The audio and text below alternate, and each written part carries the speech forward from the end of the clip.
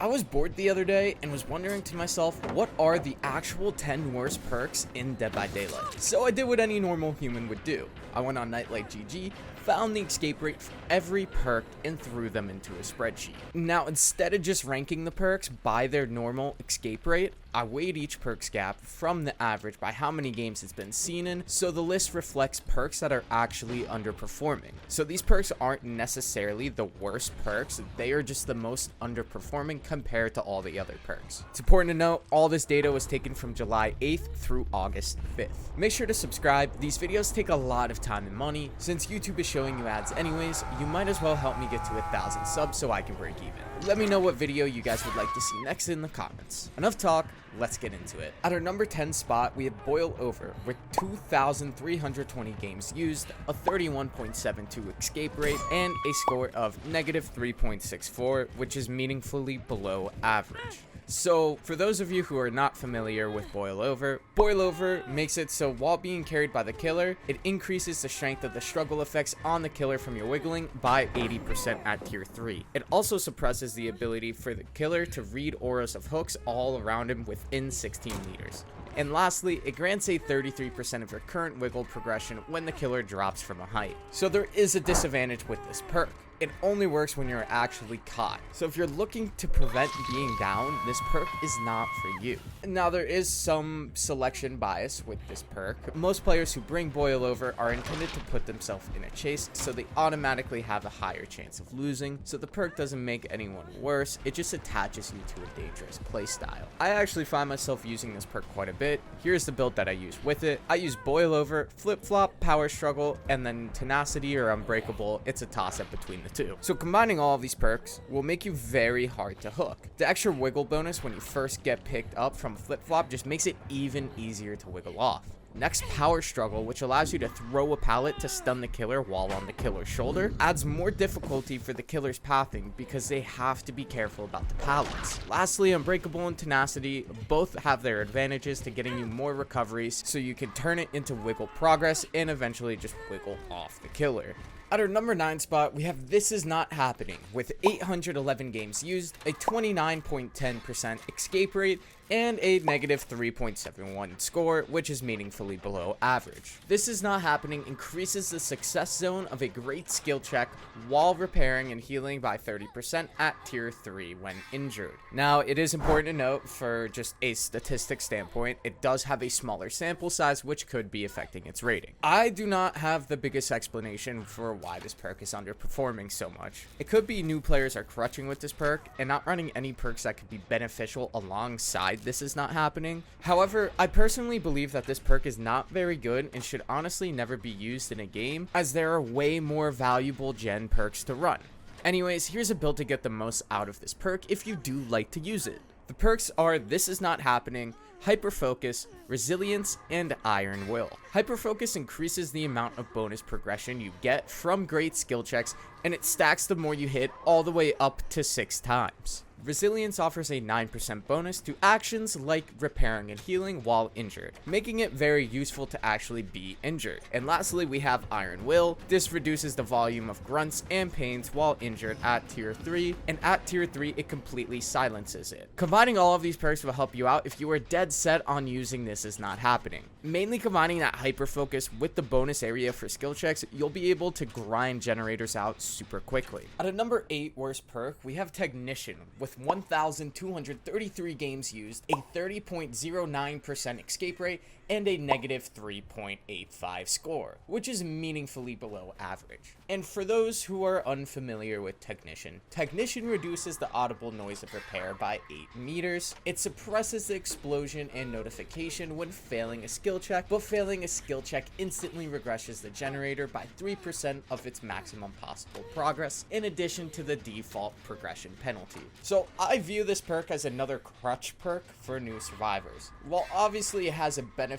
of staying hidden when missing a skill check, a lot of experienced survivors see this perk as more harmful than helpful. That extra penalty when missing a skill check is absolutely brutal, and most survivors rarely miss, so is it even worth it? A lot of times in my game, the killer is chasing someone while I'm repairing a generator, and when I miss a skill check, the killer doesn't run over to me instantly, so I would just be taking a penalty for no reason. Honestly think Technician is just a no-go when picking perks and just a waste of a perk slot. So if you really want to use it, here's how I would get the most value out of it. I would use Technician, Hyperfocus, Stakeout, and Windows of Opportunity. So we went over a couple of these perks already, so the idea behind this is when you're going for great skill checks and you miss it, you will stay hidden since you have Technician on, and we threw Windows in here just so you have an escape route if the killer does run over to you. At number 7, we have Quick and Quiet with 2,917 games used, a 31.47% escape rate, and a score of -4.37, which is meaningfully below average. Quick and Quiet suppresses loud noise notification when fast vaulting, vaulting pallets, or fast entering lockers. It has a 20-second cooldown at tier 3. So Quick and Quiet is a very big stealth-oriented perk, or just a great perk to have if you're trying to drop a chase. But be careful, there is nothing that benefits looping the killer with this perk, but it is often paired with haste exhaustion perks, using both of them to quickly escape the killer. So in this case, Quick and Quiet is sort of the safety net in the setup. This is definitely a viable perk, so I'm curious to hear what you guys have to say in the comments about Quick and Quiet. So here's the build I would run: Quick and Quiet, Overcome, Lucky Break, and Inner Strength. With this build, you want to cleanse a totem early so inner healing actually triggers later on. It's all a part of the setup. Then while in a chase, once you get hit, Overcome extends your speed boost duration. This is where you can break line of sight and cover a ton of ground. Lucky Break also activates once you're hit, so it suppresses your pool of blood and scratch marks. So the next part of this is you want to use Quick and Quiet to run into a nearby locker, leaving the killer disoriented and lost because he obviously doesn't know where you went. You didn't give any notification. And finally, you wait for Inner Healing to activate while hiding inside the locker, fully healing you so you are good to go. At number 6, we have Spine Chill with 958 games used, a 28.39% escape rate, and a score of -4.5, which is meaningfully below average. Spine Chill activates when a killer is within 36 meters of you and is looking at you with a clear line of sight. Once those two things happen, Spine Chill warns you of the killer's proximity and awareness of your location by lighting its icon. You then get a speed bonus at 6% for blessing, cleansing, gate opening, healing, repairing, sabotage, unhooking, and lastly unlocking. The effect does linger for half a second after the killer loses line of sight of you or exits the activation range. It's important to note it has a smaller sample size, so obviously this might not be exactly correct. So this is yet another perk that is purely information based, which isn't a bad thing. It's just not going to help you once you're in a chase, so play accordingly. Now, I haven't used the Spine Chill a whole lot since I don't think it's the most useful. I'm typically looking around constantly trying to find any information on where the killer is. And also with the HUD, you can keep track of where the killer is and see when he's chasing someone. Anyways, if you're dead set on using Spine Chill, here's a build: Spine Chill, Sprint Burst, Resilience, and Windows of Opportunity. Now, this build can be very hard to use since it requires an injured playstyle. So if you do not have looping fundamentals down, this most likely isn't for you. So Sprint Burst is, of course, your exhaustion perk that gives you a safety net amount of distance when you need it. Resilience and Spine Chill paired together gives you a ton of bonuses, since Resilience offers a 9% bonus,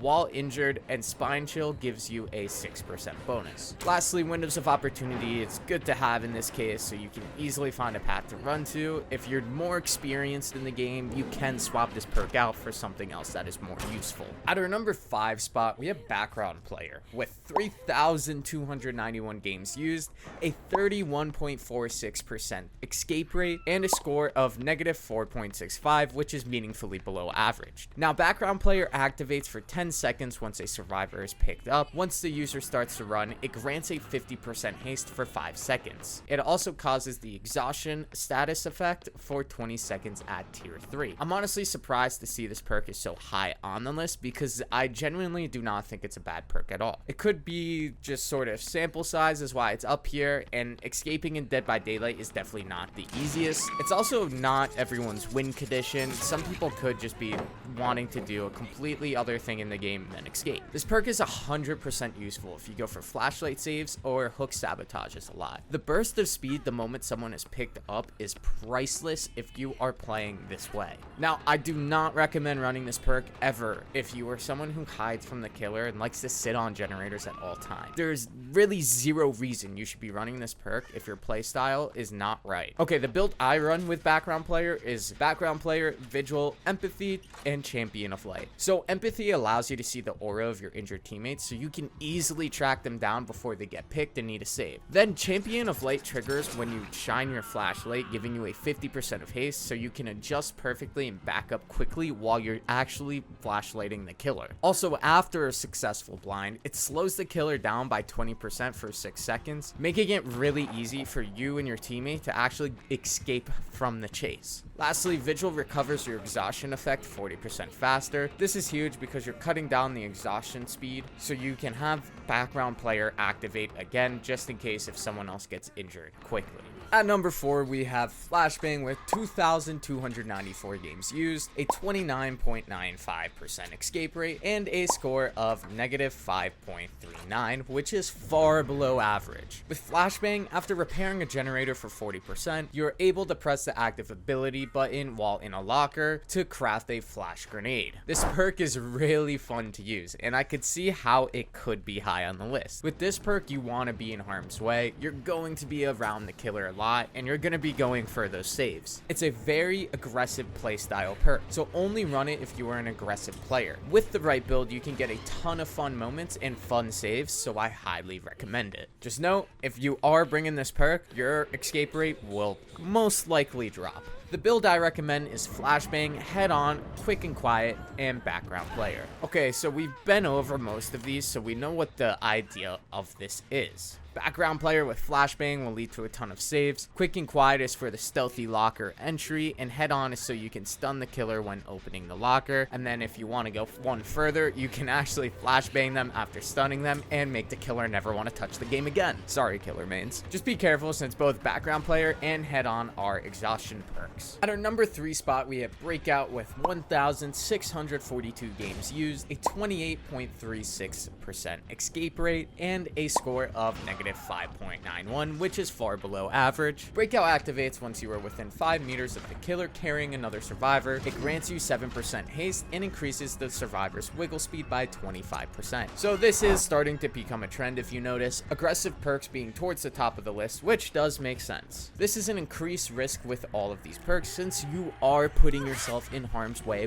more often. Breakout is easily one of those perks. There is a very high amount of risk when using this. So yet again, do not be using Breakout if you are going to be hiding all game. I personally really like Breakout. It can be great when used right and great for actually sabotaging hooks and just getting in the way. So the build I would run is Breakout, Saboteur, Background Player, Bond, or Empathy, depending on which one you like. The only new perk here is really Saboteur. It automatically highlights the auras of hooks near the carrying killer. It also lets you dismantle a hook without a toolbox. So pairing this with Breakout can make you easily sabotage these hooks, making your teammates wiggle off easy. Throwing in Background Player to the mix too could just guarantee that you'll make it to the hook before the killer. Now for the last perk slot, I'd run Empathy if you were solo queuing, or Bond if you were playing Survive with friends. And second to last, we have Saboteur with 1,489 games used, a 27.74% escape rate, and a score of negative 6.13, which is far below average. Essentially certain this isn't a random chance, it's here for a reason. We just talked about Saboteur,